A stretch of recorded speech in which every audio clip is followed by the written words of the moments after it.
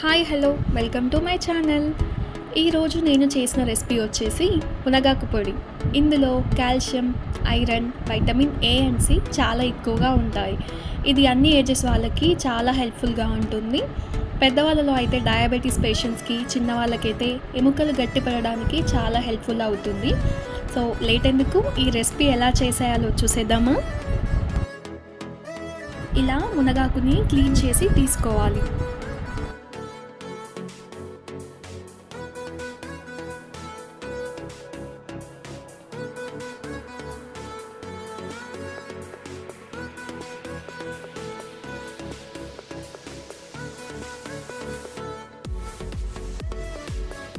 ఇప్పుడు ఒక పాన్ తీసుకొని, పాన్ వేడెక్కాక 2 టేబుల్ స్పూన్ ఆయిల్ వేసుకొని, 1 కప్పు శనగపప్పు, 1 కప్పు మినప్పప్పుని వేయించుకోవాలి.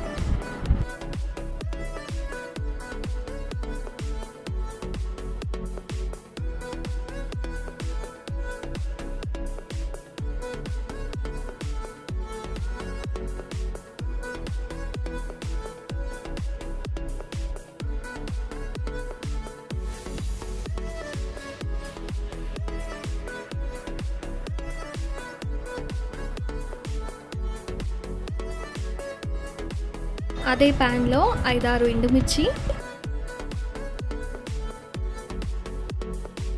కొన్ని వెల్లుల్లి రెబ్బలు, కొంత కరివేపాకు, 2 టేబుల్ స్పూన్ల జీలకర్ర,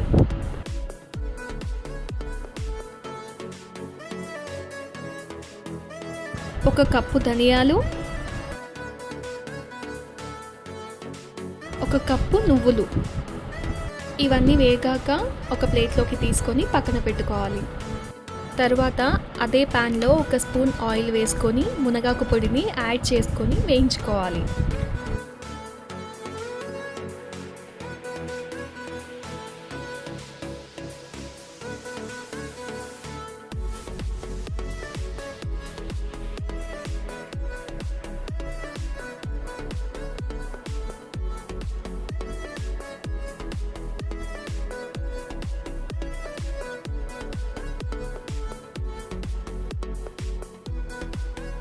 ఇప్పుడు వేయించుకున్న అన్నింటినీ మిక్సీ పట్టుకోవాలి. ఇందులో నిమ్మకాయ సైజ్ అంతా చింతపండుని యాడ్ చేసుకుంటే మునగాకు పొడి చాలా కాలం వరకు నిల్వ ఉంటుంది. అలాగే రుచికి సరిపడా సాల్ట్ని యాడ్ చేసుకోండి. అంతే, మునగాకు పొడి రెడీ అయిపోయింది. బయట ఈ మునగాకు పొడి వచ్చేసి 1 కేజీకి 500 ఎబోనే ఉంటుంది. మనం ఇంట్లో ఉన్న ఇంగ్రీడియంట్స్తో చేసుకుంటే చాలా ఈజీగా, సింపుల్గా అయిపోతుంది. ఖర్చు కూడా తగ్గించుకోవచ్చు. ఇది పిల్లలకి, పెద్దలకి అందరికీ మంచిది. ఈ మునగాకు పొడి దోశలోకి, వేడివేడి అన్నంలోకి, అన్నింటికన్నా పెరుగన్నంలోకి చాలా టేస్టీగా ఉంటుంది. దాదాపుగా ఈ మునగాకు పొడిని 5 to 6 మంత్స్ వరకు స్టోర్ చేసుకోవచ్చు. రూమ్ టెంపరేచర్లో అయినా, ఫ్రిడ్జ్లో అయినా స్టోర్ చేసుకోవచ్చు.